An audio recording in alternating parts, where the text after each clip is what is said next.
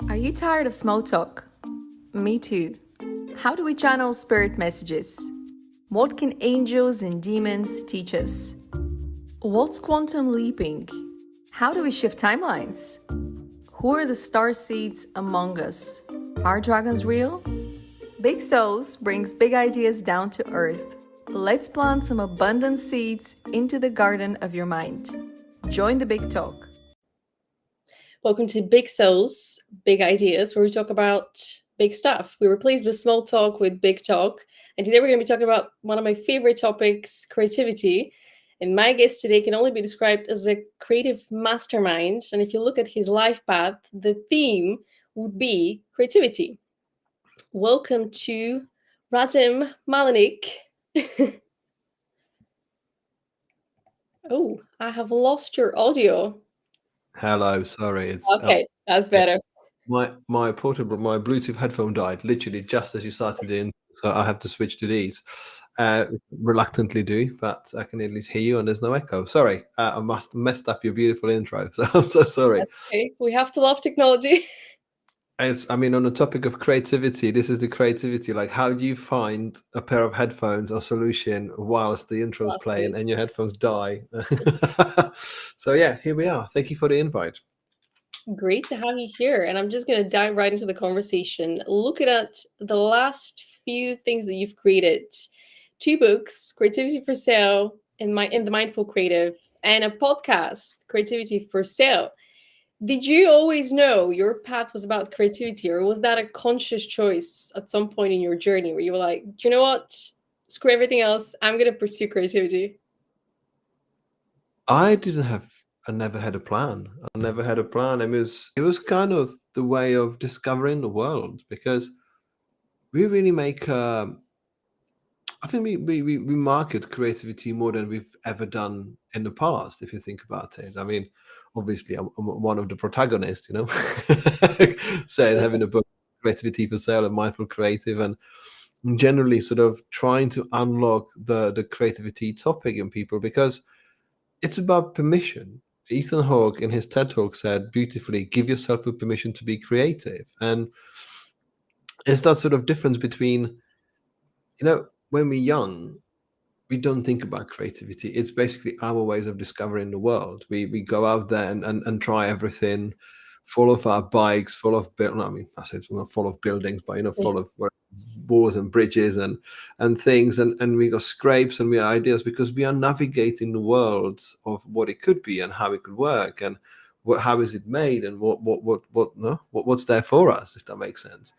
And when we get older, our adult life can get a little bit more boring because we are no longer children. We've got more responsibilities, and we might be curious about the world in a slightly different way rather than to what we were as children. And I always try to liken it to the fact that I've got two young children who are artistic powerhouses. They just draw things like, what are you drawing? X, Y, Z. What does it look like? Well, you will see in a second. Like, this is what I'm doing. And when it comes to their food, they're very conservative. I know if anyone as a parent listening to this, they'll be like, yes, it's like you, unless you go, the meditating avocado eating, children, Mhm. it's basically, it's a very much uphill struggle. But when we get older, we are slightly more adventurous when it comes to culinary experience, and we explore food, but it feels like creativity somehow diminishes because we've got bills to pay, we've got to hold ourselves differently, we feel we can't experiment. Whereas, when you think about it, like, okay, so is creativity and food somewhat linked, to our experiences? Because in a way, you want everything to be as open and colorful and interesting because it's easy in our later life, and I'm 45, sometimes to repeat things that make easy because Mhm. in our younger lives, there's a lot of dramas. We exploring things, we making friendships, we making relationships, we making careers. We sometimes change the place where we live. We learn different languages. We explore things, and you meet lots of people who might not necessarily be aligned with your spiritual or soulful sort of expression. And sometimes there's dramas. We do all sorts of things, and we don't have necessarily the things from our childhood sorted. So we end up doing all sorts of weird things that create dramas. Whereas when you get a bit older, obviously you just want things to be just a bit more manageable because Sometimes no news is good news in our lives. That's what we want to sometimes do. But sometimes it also produces too much comfort because we don't necessarily feel like pushing ourselves into doing things that could potentially open some new doors. And when you think about creativity and the age of startup and business, the average age of a founder is 45. Those little unicorns, like the people who have started a startup, a company, not in a younger age, they are really unicorns. They're literally they go against the grain because everyone starts a little company, but the age of creative is still 45. So it kind of feels like we've got these different stages of our life where we discover, we practice, we explore, and then we sort of deploy the creativity into our sort of second half of our lives, I suppose. If you aim to be Yeah. 90, 45 is the second part of our lives. So I think we quite rightfully put focus on creativity in a way that it can unlock things that we didn't know about, and creativity is in our daily life. We recalibrating and remarketing something that we've always had, but we need to sort of bring it to the forefront because everyone's tried to be great at finance or scientist or whatever, whereas for the regular person it just sometimes feel like creativity is almost unattainable thing. I love that you just mentioned something that is quite true. We're awakening something that is dormant. It's there. We just weren't aware of it. And I think the more we practice that creativity, it's practicing the right brain. It's not that we don't have it. It's just that we're used to practicing the left side, the logic, so that we can be in control of the narrative. And it's a very good metaphor that we started life very creatively. We started using adventures as a way to get to know the world and get to know what we can do. And then we kind of lose that because we go into structures. Then we spend maybe the second half of our life trying to awaken that inner child, trying to invite more creativity into our life. But what if we didn't have to lose creativity? What if we started living in a way that's creative and we encourage one another to live more creatively? I don't I think think that's possible. I don't think we lose creativity. I don't think we lose it. It's just that it's get pushed aside because essentially creativity is problem solving. You're late for a bus, you're late for a train, you're late for a tube. You find a way. That's creativity, finding a way of how to navigate the next step of your day.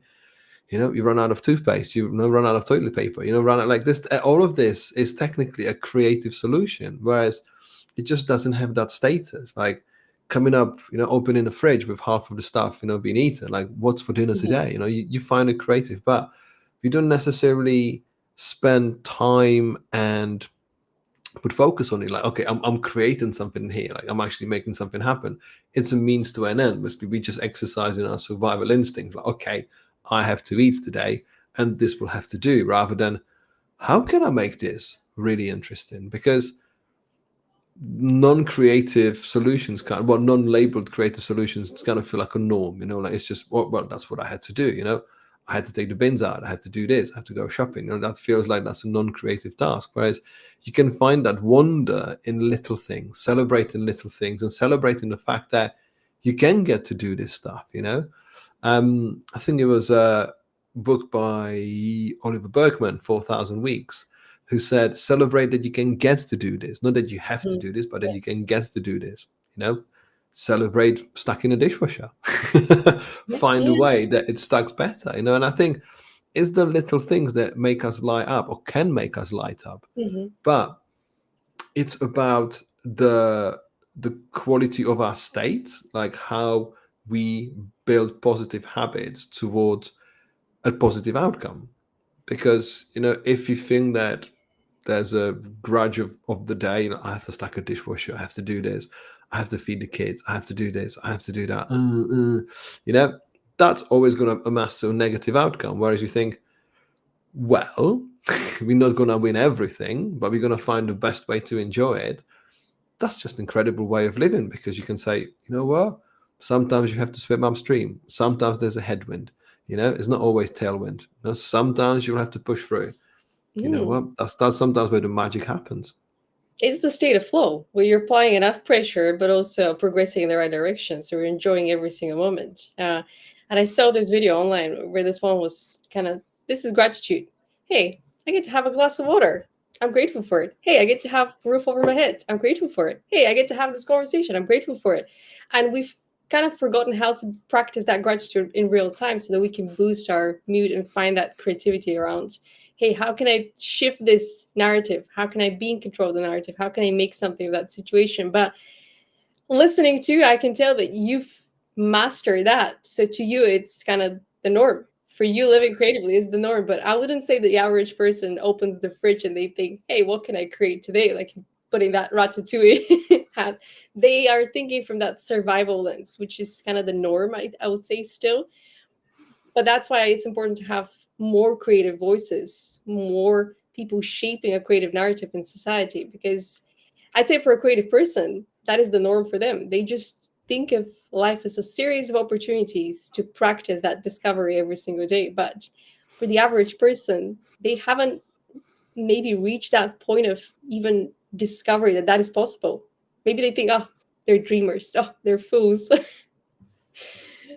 I can thank you. I mean, I can thank you for a compliment, but in comparison to some other people, I don't think I'm that much compared, like creative compared to what they can be. Because I always say, when you see people with, anger and sort of expression, like I always say, like the protest sign, people who make protest sign, they are more creative than anybody else in the world, because they got mission, they got purpose, Yeah. Yeah. they feel pissed off about something, they've got the anger expression and feeling and voice that they want to put out there. They don't analyze this, if the protest sign should be, A2 sign or A1 size, or if it should be written in blue or red. Like, this is what I've got, this is a piece of cardboard, I don't believe this person should be in anywhere in power, I'm going to write this on the sign, and I'm going to make it funny because I want people to know, to share it online. Those people are not necessarily creatives. They are just general people working on this earth, who have unearthed, not even unearthed, just voiced something. And when you Mhm. see those signs, I'm like, I wouldn't never think of it. Of course, I mean, I might put myself in that position, but creativity is only, in my opinion, putting together things that are here already and finding the new ways how to use them, or inventing things that are based on what we've created so far. No one creates something so new and so unusual. They'll be like, oh my God, how did you do that? We all have a wheel. We all have to work with the wheel that's been invented. We can try to reinvent it, but that's not going to happen, because the wheel is set.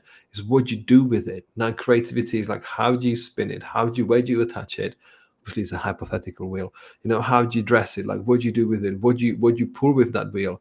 This is where creativity is, and it's more about like, what if I was to do this, and what if I was to do that? And I think, in my opinion, like the sense of saying like, oh, I'm a creative person, I just put things together. Like, we all have it. We all have it, and it's more like, again, going back to that quote from Ethan Hawke, like giving yourself permission to be creative, giving others permission to be creative, which only means like, stop doubting yourself, actually have a go, have a try. Because in my professional career as an owner of a branding studio, and having had so many different sort of facets of my creative career, or working creatively, shall I say, I've come across so many people who'll be like, oh, you're the creative one, what's your opinion? And I'm like, hey, I've been here for 5 minutes. I've got no idea what we're talking about.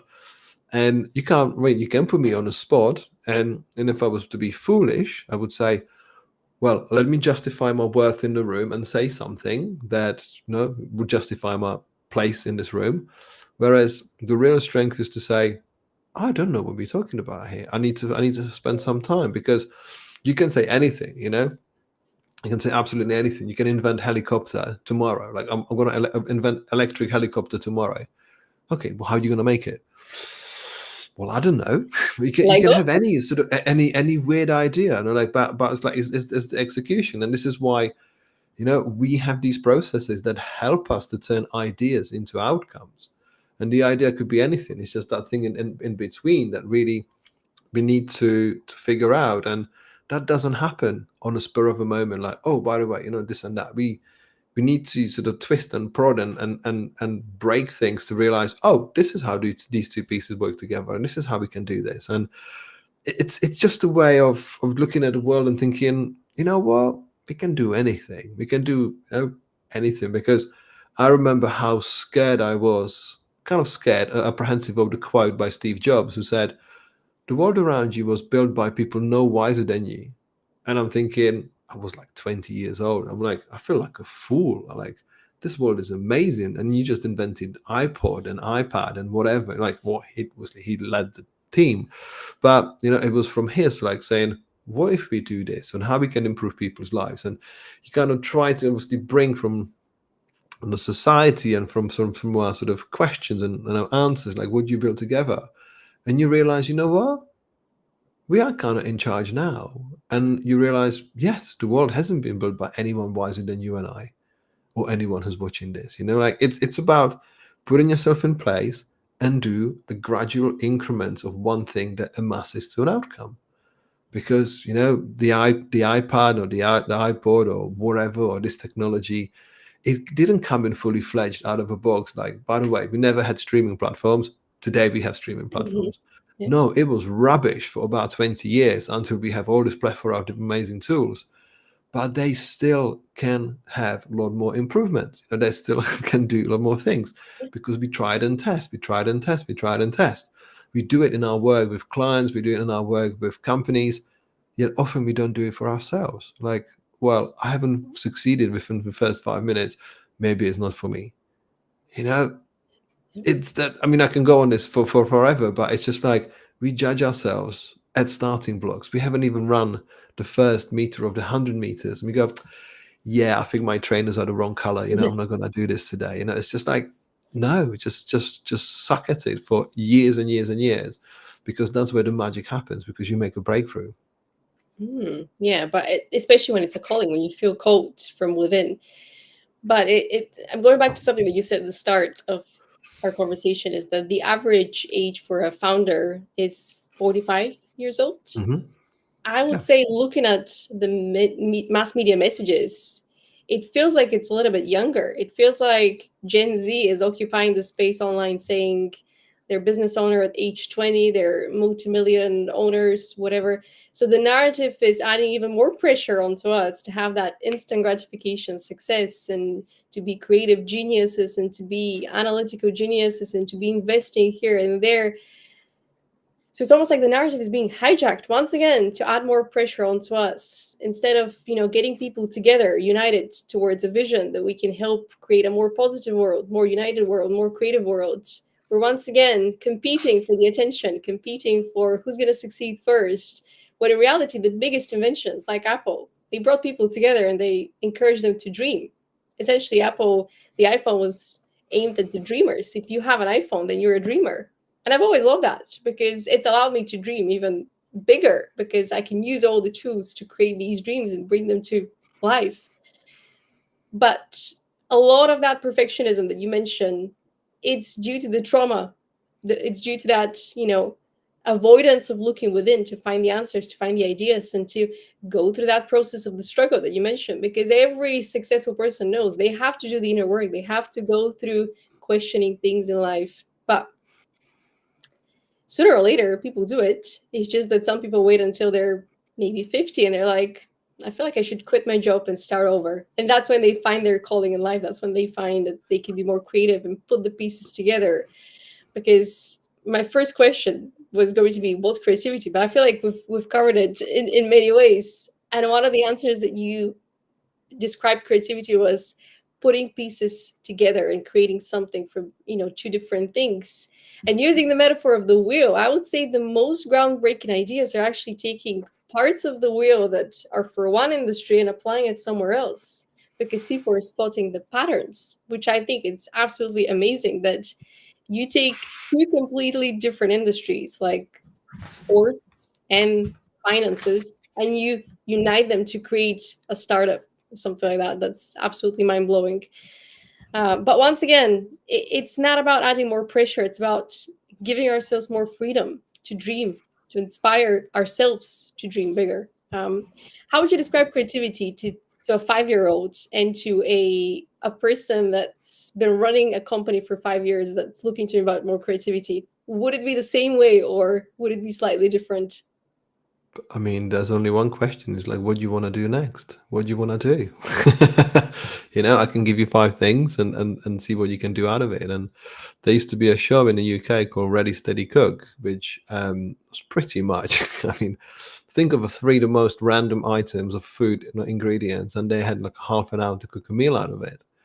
And it's almost like you give people a car battery and a carrier bag and a sellotape. I'm like, what do you do with this? Like, create something. It's always about the challenges. And to a younger person, you don't necessarily have to even say like what do you want to do with this, because you've got stuff lying around the house, and you got anything around them, and they're like, oh, I like this color, I like this, makes me feel something, because they haven't got the precedent. They haven't had the 40 years of like, what, I don't like blue. Why not? They might have a little preferences there. No, they literally go by that sort of connection of the soul. Like, okay, well, this makes me feel something. Whereas, I mean, we can talk about for 2 hours about how creativity and education and later life works, but it's about how we label things, how we sort of make things out and make ourselves believe. Because I had to write down what you said about the mixed media sort of messages about the Gen Zers being incredible, entrepreneurs and stuff. But the media is designed to make us anxious. So you go back and see, oh, what just happened? What's happened now? What's this like? I think social media is designed to make us anxious, because you always don't feel like you're doing enough. You always don't feel like you have enough likes. You don't have enough followers. Somebody else doing more, and because it's quantifiable interest. That's why we get a problem with anxiety, lack of self-esteem, unworthiness, image problems, because you're no longer just a person. Obviously, you've got external validations from people you don't even know.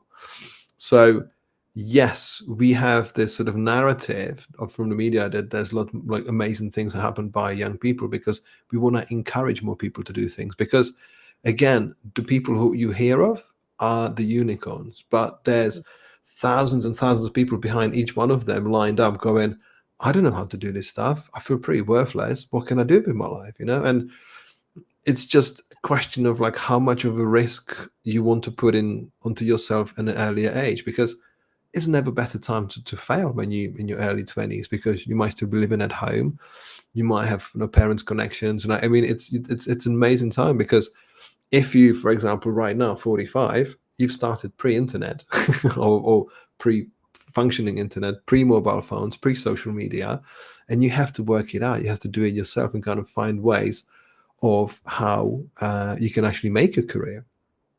So the truth is that when you talk about midlife crisis, people who've been in their jobs for 20, 30 years, or let's call it 20 years. So let's say you start working at 20 years old or 25, and you've been in work for 20 years. So you're kind of my age, 45.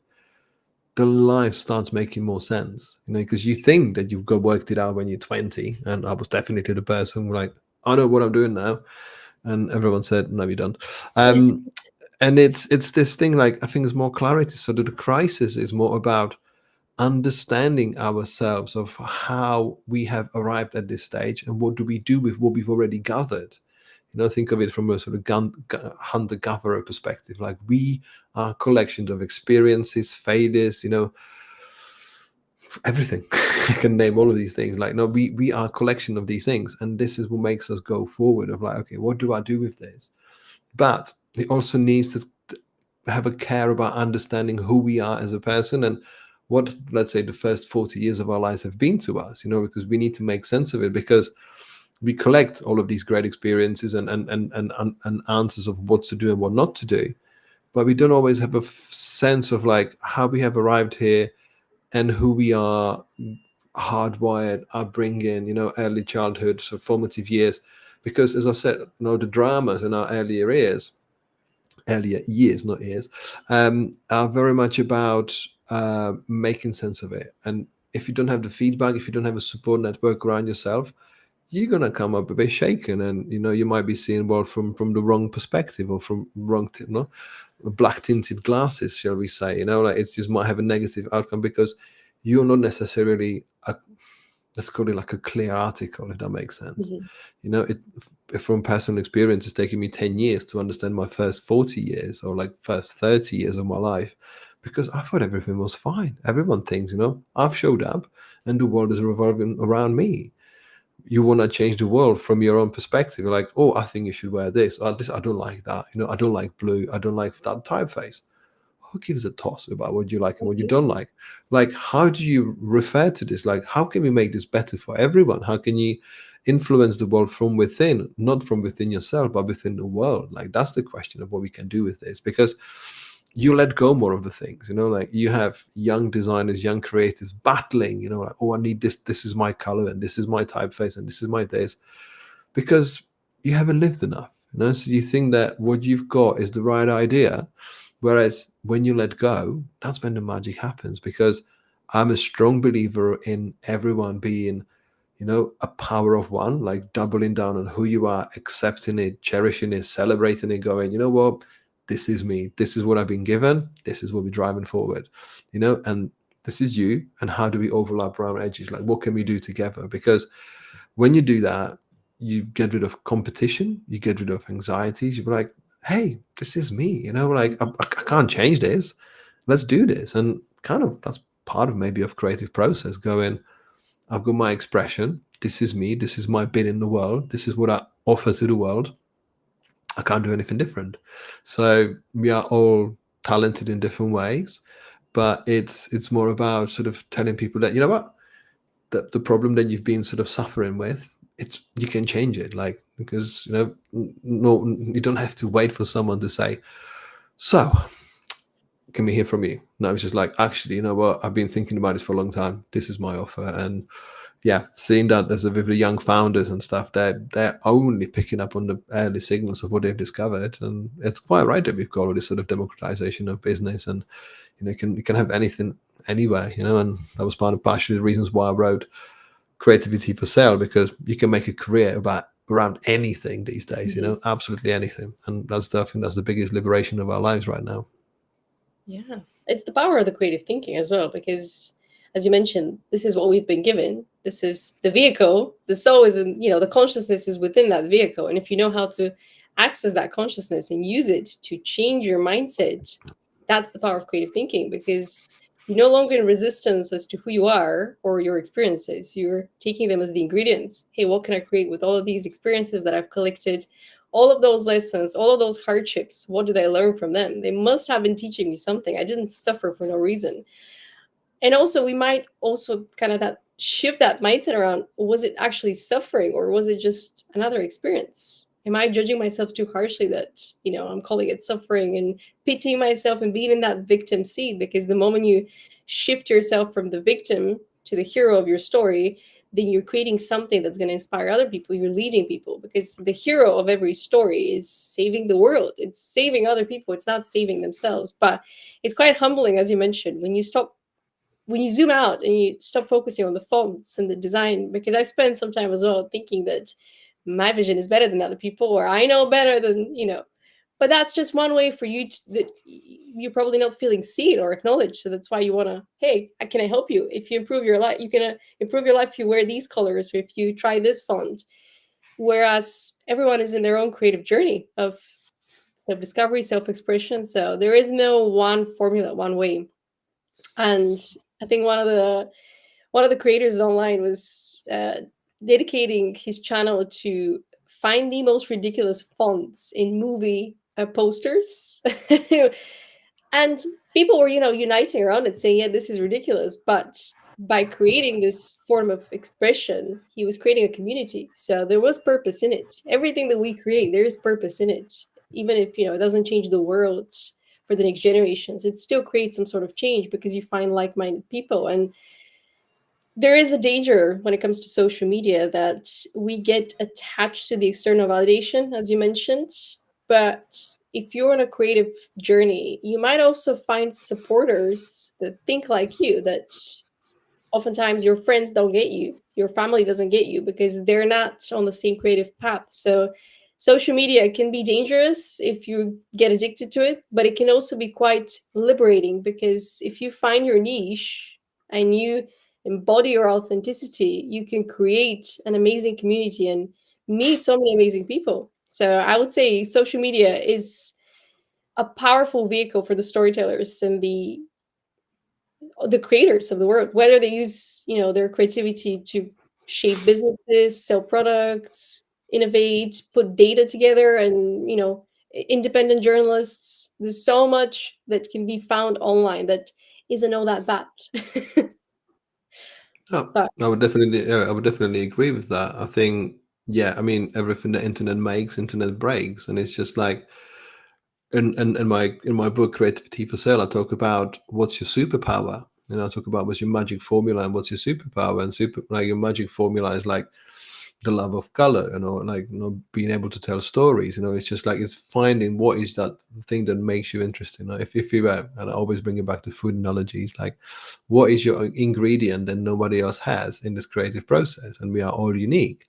And the superpower is the one that actually makes you happen, that makes you happen. It's your tenacity, is your dedication. Sometimes it's actually your work ethic, and that can take you too far. And that kind of applies to social media. Like the social media is a magic ingredient, magic formula that brings us together. But its superpower can be, both positive and negative. Like, because if you put in a young mind into the mix of all of these things that some of us had a little bit more time to to proceed, but sort of perceive and process, then we've got a bit of a head start. But no one's immune to it. Like, I mean, 10 years ago, literally 10 or 11 years ago, we got the first dose of social media, and in my early 30s, I burn out in the most spectacular way, because the whole thing is an untamed beast. Like, no one gives you access to Instagram and in a manual saying, so read this first, and this is how you're going to navigate it, because there's certain rules. But it's like, here's the dopamine on steroids. Good luck to you. Like, see what you happen, what you make of it. And I think it's our own creative journey right now. Actually, how do you use these tools to create communities? How do we create careers? Because I'm a big believer of things that you can hold, how you can make them feel and have a sensory experience. Because we've had amazing, let's say, content creators. We have, people who create sort of amazing things in the world in a digital space. But when the battery runs out, where is your work? Where is your thing? It's somewhere somewhere in the cloud. And I think we've always been about making physical things because we got all these senses that we need to sort of satisfy. So it's about where is your career taking you? Like, what are you creating to the world? What would you bring into the world that you will have to give to someone as a physical thing, and take it and experience it, are we putting enough focus on people actually not unplugging, but actually having a parallel creative career that is tangible, that is just interchangeable? Because there's nothing better right now as what I call a shape-shifting creative career. Like, you can be anything. You can be making a podcast one day, you can be knitting scarves on YouTube, or as a YouTube, as a content creator, you can be, I mean, you can do anything, because you don't have to be. We're not necessarily chained to one career anymore. And to some people, these sort of tangents, the creative tangents, seem like distraction. I've seen a feedback from one of the interviews that everything I've done was like, what's that? I want to try it. I want to have a go. I want to see. Sometimes it doesn't go too far. Sometimes it goes somewhere. But you always, when you get lost, you have that knowledge of, oh, I've seen that road. Now I know what's there. And by the way, I can borrow what I've seen, but I'm going to come back, reroute, and go somewhere else. And somebody said, oh, these creative pursuits, I always find them as a distraction, because I could have made a more successful career in that time. I could have done this, and I could have that. And it's like, I could have. Whereas what they did, they actually tried something. They don't have actually the regret that comes with, oh, I wish I tried that. I wish I could do that. Because if you do something new, if you push yourself, you come up with uncertainties, because you don't have that manual says, okay, to start a business, of course, you can read lots of books, but you're going to start a business that's unique to you, to your abilities. And not everyone's 100% article in every single skill and every single knowledge.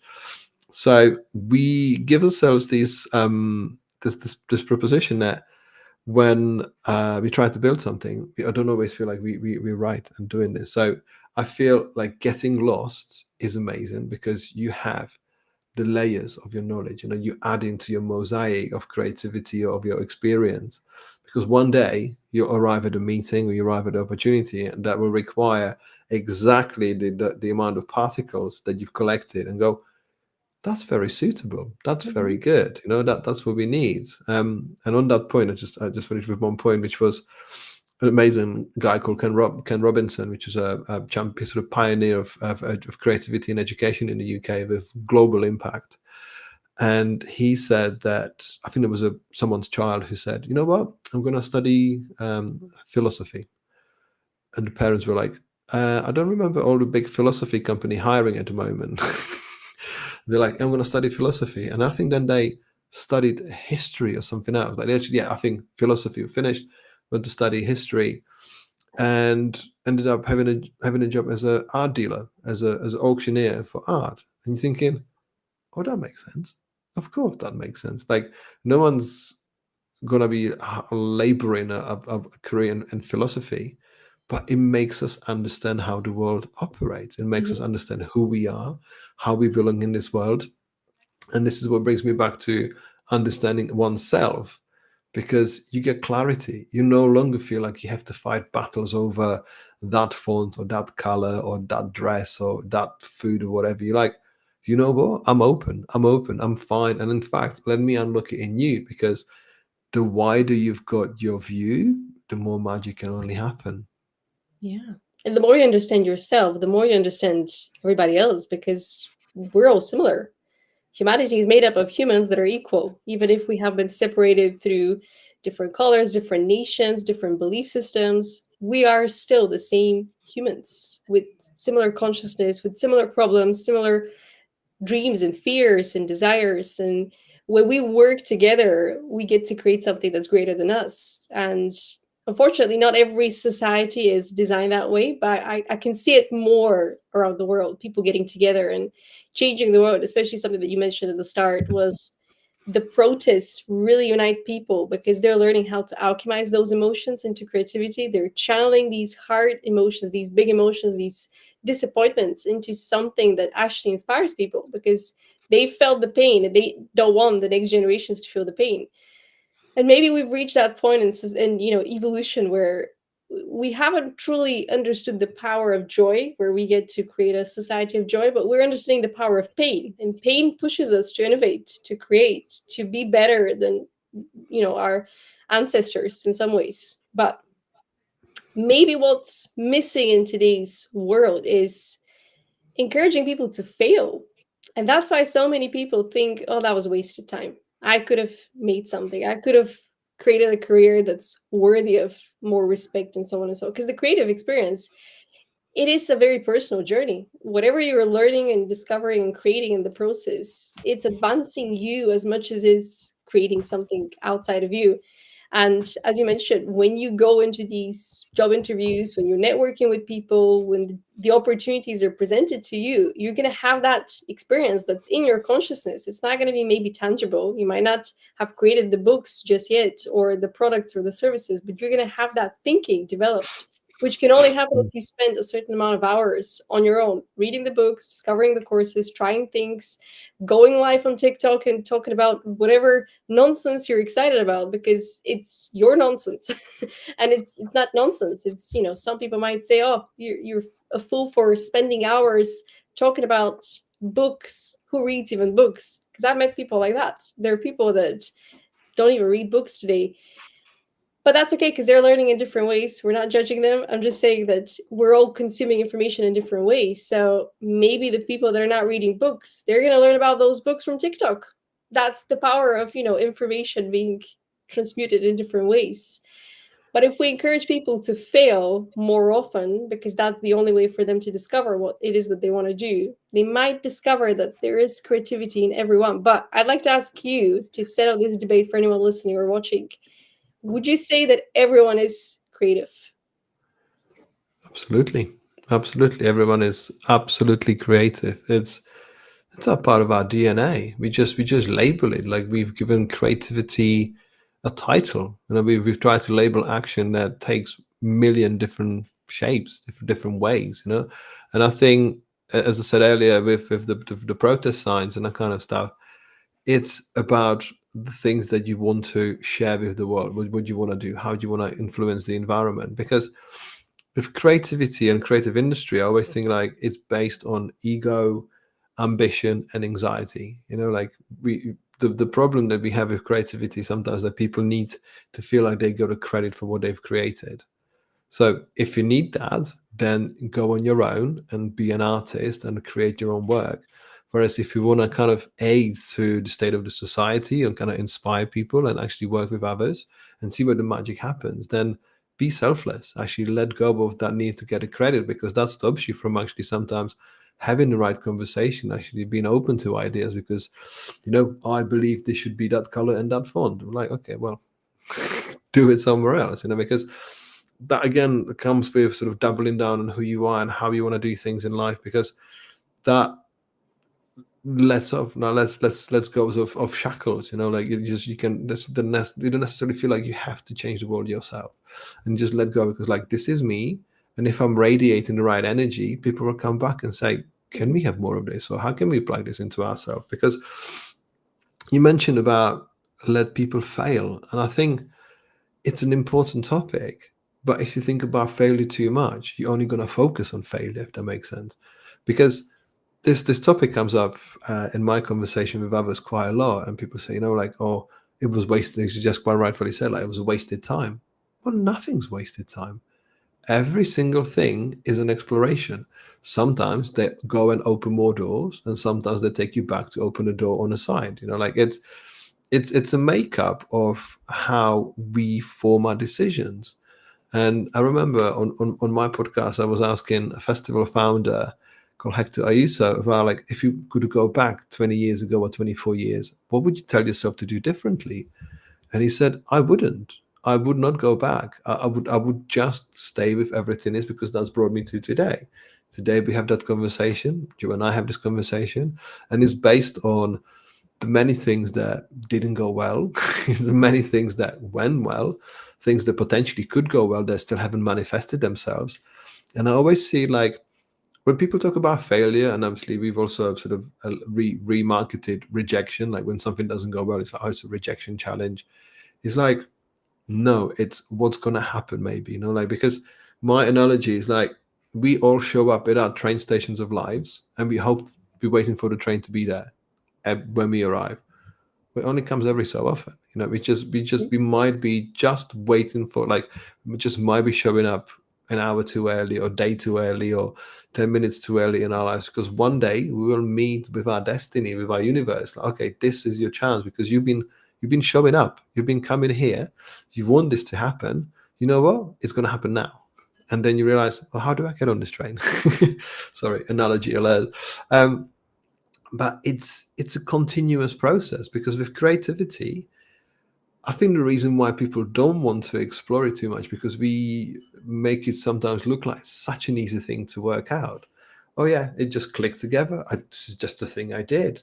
Whereas what we don't know, it's the years, how many years it took for it to click together. And it's that exploration. And in Atomic Habits, James Clear says that successful people wake up obsessive about what they did yesterday, so they can do it again and again and again. Is that one thing over and over and over and over and over again, and it's just like working out what you need to do better, where you can improve. Like we can be very much analytical about our creativity, our performance, like, what can I improve, what can I do?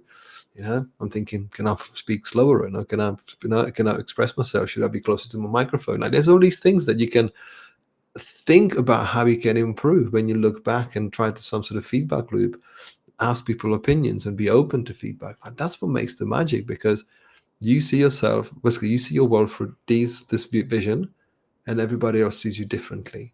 You get people tell you, like, oh, you might be a happy person, you might be an unhappy person. You're thinking, well, I don't particularly feel happy today, but people see me as a happy person. Whereas you might be feeling happy and people say, you look really stressed. I'm like, I'm happy. No. You look stressed. You give us this no stressy vibes. And it's letting go of your own opinions and letting the outside come in and say, this is the information you can work with, because if you want to unlock the next stage, work with this, listen to this, listen to that. And it just makes magic. And sometimes we, when you talk about failure, sometimes we fear that we look like losers. We see this popularized and over, and what's the right word? Like, can't think of the word, but the over publicized world of success. Like the Gen Zers are making millions and all of that stuff.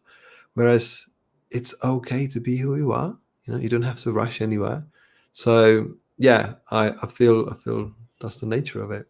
Yeah, and who's to say what's success? Maybe success isn't making 1 million overnight. Success is probably better manifested as influencing the next generation in your family line to aspire to be better human, kinder humans, or influencing the schools in your local community to invest in more creative classes because they've seen you as a member of the community that is preaching creativity. And they're like, wow, this is an exemplary human. Let's follow his example because he's doing something. We're the ones defining success and kind of defining our values and rewriting whatever matrix society has deemed to be the best one. So there's definitely an influence, a narrative globally around money, around fame, around power that it's still adding some pressure as to how we should perform and why we should perform to the point of exhaustion to prove our worth. But when we know who we are, when we know our worth is inherent, just being ourselves is enough. And that's in itself revolutionary thinking. But to go back to your metaphor, when you mentioned you're showing up on time to go get the train, but twice a year we change the time. Twice a year the time goes either backwards or forwards. So you might be showing up on time, but you've shown up on one of those 2 days when the time has shifted. So you think, I showed up on time. I've done everything I could. I've packed my bag lightly. Where is my train?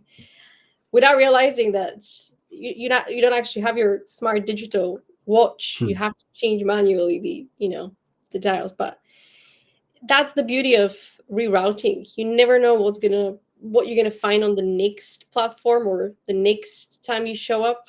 And you might think, oh, why did I spend so many years in this partnership? Or why did I pursue this hobby for so many years? But if you were actually successful in that one thing, you would not have had this series of opportunities that would have led if you weren't adjusted to a different timeline, to borrow an example from the metaverse. It makes perfect sense. Yeah. Rerouting. So how can we increase our creative intelligence? As someone who's offering creativity for sale, you are probably the best person to ask this question. And one of the intuitive kind of guidances when I ask this question is our creative intelligence linked to using more our intuition versus that fixed mindset that comes with the logical thinking? Very good question. I think creative intelligence is kind of more about unlocking emotional intelligence, compassion, understanding. Obviously, we spoke about, not for the last few minutes in this session, about understanding yourself, and it's about emotional intelligence. The more you understand yourself and the world around you, the more things make sense. Because essentially, when we think about sort of intelligence or our IQs, they're more or less kind of given to us by DNA. You can teach yourself how to process pre-formatted equations, but that's not going to make you more intelligent. Like, no, if you give the same equation to someone who's been given the right form, the right particles, and the person who's not, it's not going to work. And I think with creative intelligence, it's more about unlocking the possibilities of what we can do with our creativity, because we have our own stream, must be our own well of, I keep calling it particles. Keep calling it particles. And it's about what you do with them. Because it's more about like, how do you broaden your horizons? How do you broaden your views? Going into, what? I can achieve these things. I can do things that when they're potentially never done before, for myself or for the others. To excuse the noise outside. I live on a building site, unfortunately. And emotional intelligence is what makes the magic. Is actually, you can be laboring all processes. You can be laboring, you can be the most amazing software skilled. Let's say you could be an amazing illustrator, but if you don't know who you're creating it for, then you're creating it for yourself. That's acceptable. if like we can have all drawers full of self-initiative creativity that's for ourselves, that no one needs to have an opinion about. But as soon as your work sort of starts meeting the reality of the world outside, then, again, are you expecting someone to have an opinion about the work that you're creating, or are you trying to create work that's going to be accepted and used and somehow created to the others? Because the reason why I've written a book called Creativity for Sale, because the majority of the work that's created out there is a creative service. You get hired because you got skills. I always try to liken it to a plumber fixing a leaky pipe. Let's say I've got a leaky pipe, I need to get it fixed. I've got a creative problem, I need someone who's really good at creating or fixing that problem. My plumber, it's got a slightly easier task because he will come and fix the leaky pipe. He's not going to offer me 5 different options. Should I do it upside down? Should I do it, should I be squatting? Should I be dancing? Should I, use a chewing gum? Like, they go like, oh yeah, this is a problem. This is how we fix it. With creativity, we've got a lot more different options of how we can solve a problem. So we try to go around the houses going, well, should I be, making it blue? Should I use that typeface? This is our 2 ingredients today. And we unnecessarily complicated for us. Whereas if you know the precedent of how these things could be fixed and how it could be sort of related to something, it's creativity for sale. Basically, you provide a solution. And it's often misunderstood that people feel, I need to justify my worth. I need to be coming up with 5 different ideas how to fix that leaky pipe. You don't have to. You just need to listen to the problem, how we can best find a solution. And I think what's been greatly misunderstood by creative is that you can just do a basic work to get your job done. We try to make it beautiful. We try to offer extras. We try to sort of put extra garnish on things. But sometimes there's space for ambition and sometimes there's creative work. Whereas once you try to sort of dial up people's creativity and sort of okay, this is me, this is what I do. I need external validation. Also, I need to be paid. I need to have other people to like the work. Then you put it in the wrong direction. You start doing things in the wrong direction. And that sometimes the dance of the work is that I feel very, and quite rightfully, you should be very sort of taking pride in your work. I'm proud of my work. I like what I've done here. But have I fixed the pipe? Have I fixed the leak?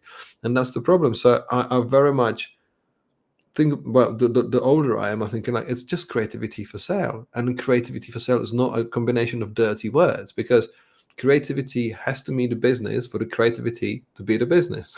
As simple as that. And the sing and dance that people do about like, well, you can't have an opinion on my creativity. This is what I've done and that. Be an artist, create expressions of how you see the world. Be an artist and have the stream of like feedback coming to you in one direction. Whereas if you work for others pay. And all you have to do is understand how the others think, how you can give them the best expression of their creativity possible. Because sometimes the world just needs okay. Sometimes they don't know how amazing you can be. But it's up to you to gauge the situation and how to deliver for it. Because, you don't have to draw Picasso-style pictures every day. Sometimes you just draw it on a napkin and go, that's what you've asked for.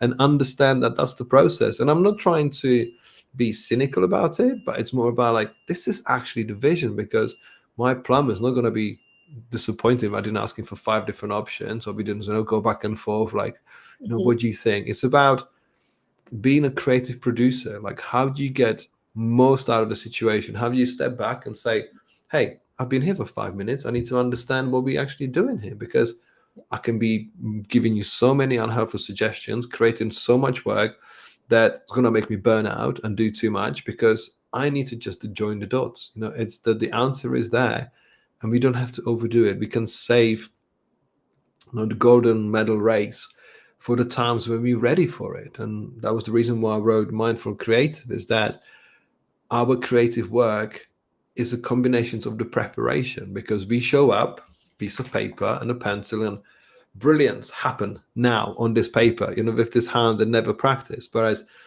in my lectures and in my talks, I use an expression, I use an example of Usain Bolt, the Olympic 100-meter sprinter. When he shows up at those blocks, ready for the race, he's done a ton of work to get to that point. Sports scientists, physios, nutrition, practice, years of training, mental awareness, all of that. That's all in him. Like, he's ready to go, and he's running the thing. We show up at those starting blocks with our creativity, unprepared, broken, undiagnosed. Like, we've got all of these things that make a negative. Mathematically, when you add two negatives, makes a positive. Obviously, when you add too many negatives, it's only going to go not the wrong way. It's going to go in the minus way, negative numbers. So we need to work on ourselves to understand what is our toolkit, what is our skill set, because it's not just a software. It's not just just having the magic formula on its own, because you need that superpower and you need to put everything behind it. That when you show up and you show up again, you might not run those hypothetical 100 meters or in the fastest way possible, but you're going to be growing and learning how you can do better, because that's exactly what he did. And that's exactly what we do in our careers. And, if you run it in 50 seconds as opposed to 10 seconds, that's not a failure. You still manage to get from A to the finish line, and it's about that, accepting that process. It's part of our lives, because that's how we live. That's anything you do as a parent, as a human, as an employee, as an employer, as a driver, as a runner, and anything in our lives. It's a continuous process, and most of the time we don't think about failure. If you stole your car at a roundabout, just press the button again, you go, all right, well, what's happened? Nothing. And it's that thing from our past that sometimes prevents us from thinking we can do it. There was a great expression I saw on Instagram the other day that someone said, when I was little, somebody who should have hugged me shouted at me, and I've got anxiety. I was like, I can relate to that. And it's like, what we brought to us to this thing that we get unnecessarily too anxious about the outcomes that hasn't even happened, about the people who don't necessarily even care. We spend most of our teenage years and early adulthood and our 20s like thinking what people might be thinking of us. But they don't think anything of us. They just think about themselves. I mean, how much time do you spend thinking about somebody on the street? 0.1 second or something? Like, I don't know. Like, that's a terrible equation, by the way. But it's like we don't necessarily care about others, yet we seek that external validation. Like, oh, am I doing this right? And letting go and strapping in for the long journey, it's the best thing that anyone can do, because you only live your own story, and it's exhausting to try to live someone else's story because it's not yours. You're only borrowing. Yeah. And I think many people are carrying that story of the trauma from the early years when somebody should have given them an encouragement, they shouted at them, because we live in a survival mode type of society where we need to pay the bills. And that is prioritized a little bit more than let's make time for creativity at school and the university, at work. It's more to do with let's follow the structures, because the structures are more important than having that freedom, that creativity. And we're always finding a way to break free from the routines, because we realize there's value in having that exploration time, that time for adventures. If you could go back to 18-year-old Radim, what would be your advice now, knowing what you know? It's easy to look back, isn't it? It's easy to look back. I mean, I wake up every day now feeling grateful for how things join together. I never thought I'd be living this life in the way that it's happening now. And I feel like I'm cashing in the dividends, like the life dividends of the last, 40 years or 45 years, because I never had a plan. I never had a plan. I was very much from living from day to day, thinking this is what's now.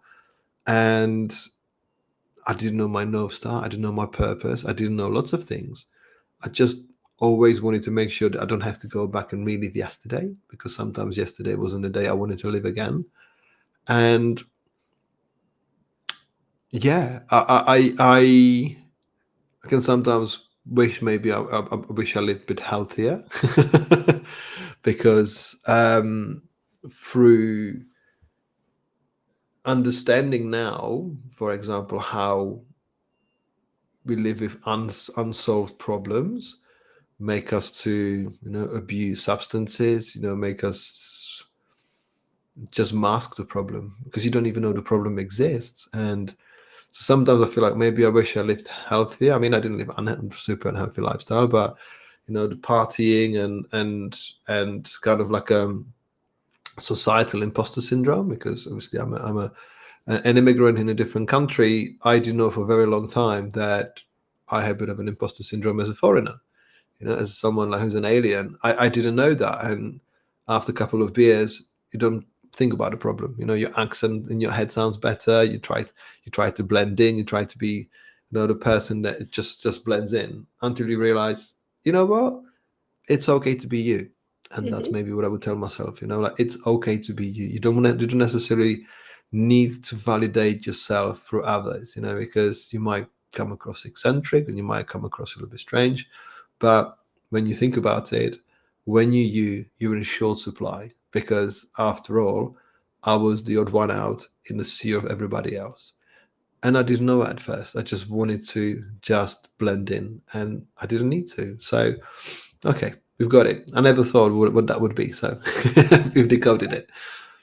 Yeah, it would all make sense one day. I mean, it's making sense now. Yeah, I mean, it's making sense now. Like when I look back, at, for example, looking at alcohol consumption, like I'm from Czech Republic. We are world champions at beer drinking, year on year for the last 24 years.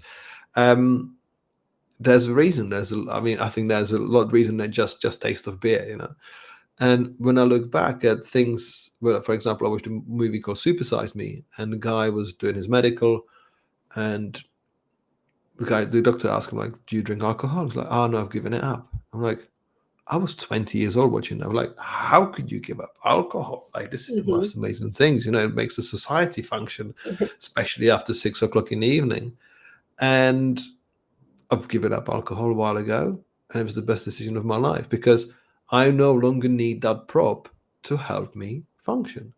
I can show up in any room and go, that's me. Be good. I don't have to validate it.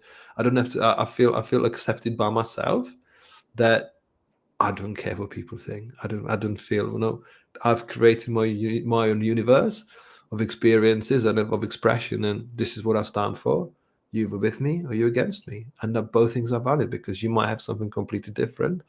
And there's billions of us on this planet. We don't have time to be friends with everyone, and we have time, for the right people in our lives. So, yeah, that's my 18-year-old suggestion. Love it. And I can absolutely relate to your story as a foreigner that spent a decade in the UK, originally from Bulgaria. So I think part of me knew that I wanted to master English so people don't question where I'm from, just so that I can blend and communicate what I wanted to communicate. And it's really funny how the universe works sometimes, because I really wanted to fit in as well. And that was one of the lessons I had. You're not here to fit in. No one is here to fit in, especially if you are on a path of traveling and exploration and creativity. The last thing you want is to fit in. You want to find your style. You want to find your people. And until you stop resisting that, and until you embrace your authenticity, you're not going to be able to fit in. You're always going to have that roadblock, because it's meant to stop you from destroying your potential. It's meant to redirect your attention back within, so that you can find that spark and channel it into the world and create the conversations, the opportunities, because you're meant to do that. You're meant to be that channeler of creativity. So that takes me to my last question. How can you better teach creativity at school? Is the school the place where we encourage the entrepreneurs of the world, where we start to plant these ideas? Hey, do you know that you can create anything that you want and you don't have to burn out? Because I'm gonna go back to what you said about two negatives makes a positive. If we look at some of the freelance artists today, they are exhausted and burnout, or exhausted and broke. That's two negatives that, when we put them together, they almost feel like giving up on that creative path altogether, because they don't feel like it's going anywhere. And I think a lot of creative people, when they commit to that creative path, they feel discouraged before they feel probably seen or recognized or at peace or successful. So, how can we better teach creativity at school? That's a big question. Thank you. It's a big question. I think we've used the word a few times in this session, was quantifiable results. Like, if you remove marks from creative work, then you liberate people to create anything they want, because you work into some expectations. Obviously, you have to deliver something that someone might like. And I used to share office with an illustrator called Dan Woodger, who told me experience from being an illustrator in Brighton many years ago.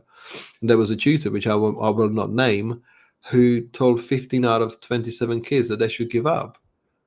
I mean, F that. Honestly, like, how can you do that? Like, I mean, everyone's got something. Like, you just, I mean, just because someone is not good at maths, that honestly, they can still be an accountant.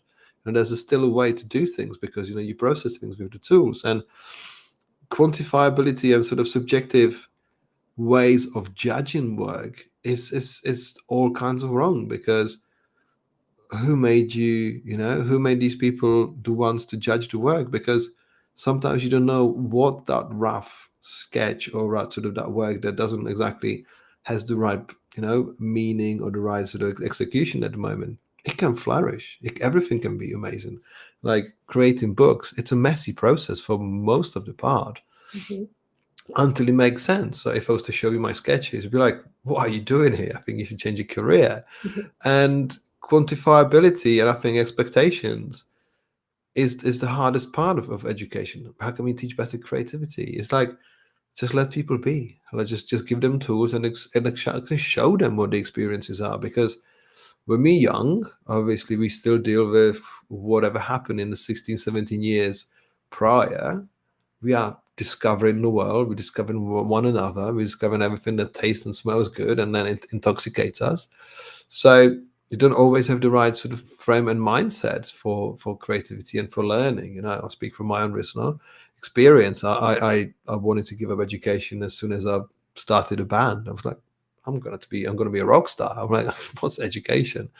But realized that I needed a degree. I needed to study something that I will have to my name, which was the old school opinion. Like, you have to have education before you get into the world. And it all changes now. It's more like, how do you enable people to think big, that this is out of the box possible career? Like, how do we do this? And I do a lot of guest lecturing in the UK and actually now overseas via online.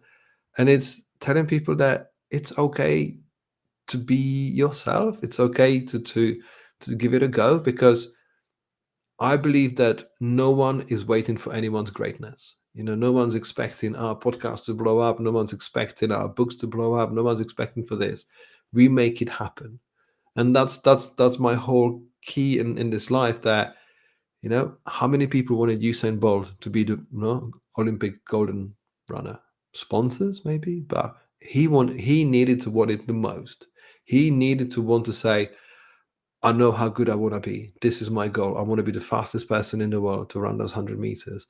And I think maybe we need to instill more confidence into people, because we got young, fragile minds who haven't lived yet. They haven't even scratched the surface of the dramas, the experiences, the tastes, and you're asking them to come up with worldly experiences or worldly work. I'm like, well, it's not going to happen yet. Like, we need to open the gates and just build their emotional confidence, emotional intelligence, be curious, and try to look for things that, are kind of exploring the beginner's mind, if that makes sense. Because if you put someone in front of the task that it's been done for hundreds of years, and this person sees it for the first time, that's when the magic happens, because they haven't got a precedent. They can actually see, maybe that's the opinion, maybe that's the answer, maybe that's the solution. And I hope this answered your question, but I think it's just like, remove the marks, open it up, and just give people experiences and ask them how good they want to be. Because in Creativity for Sale, I've got 4 questions. I might make a mess of them unless I find it real quick, but it's, how good you want to be? What do you want to do? Yeah, I can't remember those questions. If you give me 1 second, I'll tell you that straight away. It's 1, 2, 3. What do you really want? How much do you want it? Who do you want to be? And how good do you want to be?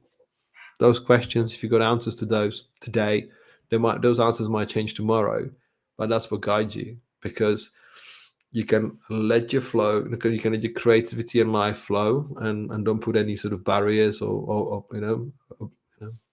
directions to it. It will take you somewhere, and you might get somewhere where you wanted to always get in 20 years, Or you can start thinking, the world's showing me all the options. I'll choose that one today. See, this is where I start, and I'll try to be as good as that. And this is where I start, and we just build on top of it. Because a lot of creativity doesn't start with a business plan. That's the good bit. But then the business plan or some version of it should arrive, because that's how you make it sustainable and kind of build on top of it, that you can just enjoy it more and more and more. And it, in personal experience, it's taken me 20 years, if not more, to build the right conditions for creativity, right conditions for life, to put myself in a place where I never knew I wanted to be, and I never knew what they look like, but I knew how good I wanted to be. I knew what life I wanted to build. I knew what messages I would be putting together that I wanted to share with others, because there's a lot of time in discovery and, getting lost. And sometimes we can look back and say, well, would it be easy if I was to do it in 10 years? It's just that discovery. But in no time did I feel like any of it was a failure. It was all the particles I needed to collect to create this. So Yeah, love this. Love this. And I love that you said most of the creative pursuits, most creativity doesn't start with the business plan. Sometimes it does. Sometimes you magically download the vision and you're like, wow, okay, I can see this. I can see myself doing it. But it's a little bit like that gardener that, starts working with an open field. You're working with that blank canvas, and you can create anything that you want to create on that blank canvas. You can use words, you can use images. And similarly, when you're working with that open field, you start planting seeds, but you're not sure which ones are going to blossom. You're not sure what's in the environment. Is it going to be sunny? Is it going to be rainy? What kind of animals are going to come and attack your harvest season? And I think that one of the biggest problems that we're facing in society is that we tend to compare our garden to our neighbor's garden. And sometimes we would actually stomp on our gardens, on our neighbor's garden, to make sure that people are watching us, seeing us, which is a little bit of that bullying mindset from school. So maybe the best thing that schools can do right now when it comes to creativity is actually teach people how to be better humans, teach that emotional intelligence that you talked about.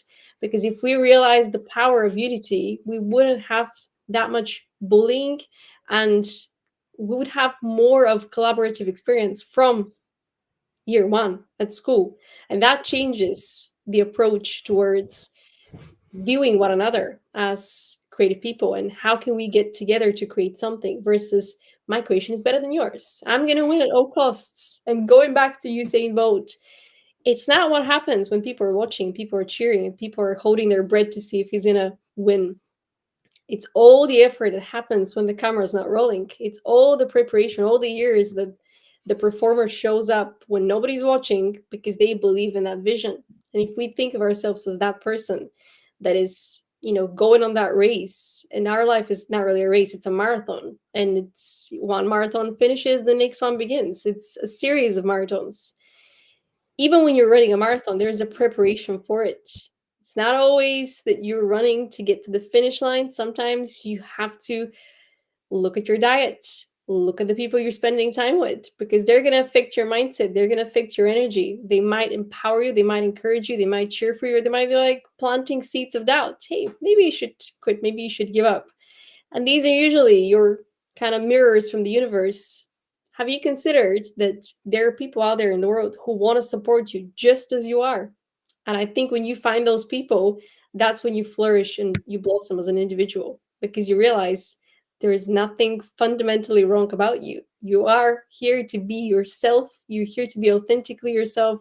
You're here to be different and inspire people with your authenticity. And I've absolutely enjoyed our conversation.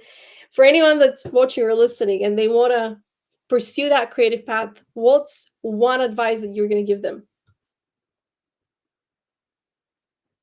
that's a good question. Just live today and see how today, what's that little thing of the future you can build today. So if you want to write a book at some point in your life, make a note today, write a title, think about what it is. If you want to start painting at some point in your life, buy the paint today, buy the canvas, get a sketch, like make something. Because as we spent pretty much the last hour or so, it's about creating of building this jigsaw puzzle of experiences that get you to something, So was it Picasso who said, "Oh, it took me 60 years to draw in 60 seconds," and Paula Scher, the designer, said, "It took me 30 years to draw in 30 seconds." It's all about the experience, because the struggles of creativity when it doesn't work, one day it will surprise you that things are starting to click, and you're like, wait a minute, where's all the struggle? I've been waiting for this. Like, this shouldn't be, happening. And it's the breakthrough, because then you start living another phase of your life. Like, you've mastered something, you spend your time on it, you started exploring it.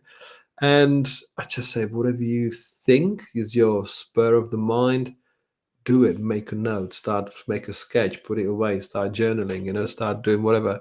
It's just like, what is the thing that you potentially think you should be or want to be doing? Don't wait for it, for your universe to show up with, like, something like a game show host, and like, welcome, we've created all this for you, it's all here for you. It's like, no, you build your own universe, because no one's waiting for your greatness. No one's going to build it for you, because even the people with the biggest talent, they still have to want it more than anybody else for the others to help you to do it. So yeah, start small. Creativity, I think there's a quote saying that work is a particle. Well, I can't remember it, right? But basically, it's all small things that add up to the big thing. It's a little bit today that gets a little bit bigger tomorrow, and just grows into something that you will cherish and love for the rest of your life. Plant a seed every single day and water your garden daily. And just eventually you're going to create that environment, and you're going to become the person that actually operates effortlessly in that space. Because Yeah. the person that you want to be might not be just there in terms of your mindset, in terms of your reality, but as long as you show up daily, eventually you're going to get there. And that's the best way to live your life: intentionally, Yeah. consciously, creatively. Creatively, indeed. Thank you for your time, Radim, and for your insights, and for making the world a more creative place. I look forward to see what you create next. I'm sure that the ideas are flowing. The creative particles are in motion at all times, and that's the manifesting process. So I am excited to see what your next creative breakthrough is. Thank you so much. Thank you for having me. I enjoyed this conversation. Thank you. Awesome. Thank you for listening.